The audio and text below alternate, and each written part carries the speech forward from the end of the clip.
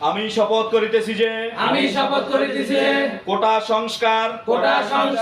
ছাত্রদের যৌক্তিক আন্দোলন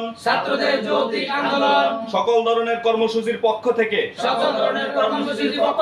আমরা প্রবাসী আসছে যতদিন না পর্যন্ত আমার শহীদ ভাইদের বিচার না হবে ততদিন পর্যন্ত আমরা প্রবাসীরা কোন ধরনে কোন রকমে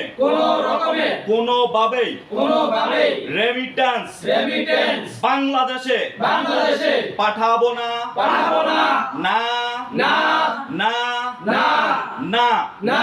আমাদের এই শপথ গ্রহণের সাথে যারা একমত আছেন ভিডিওটার সাথে একটা ডুয়েট এবং শেয়ারের মাধ্যমে সাথে থাকুন।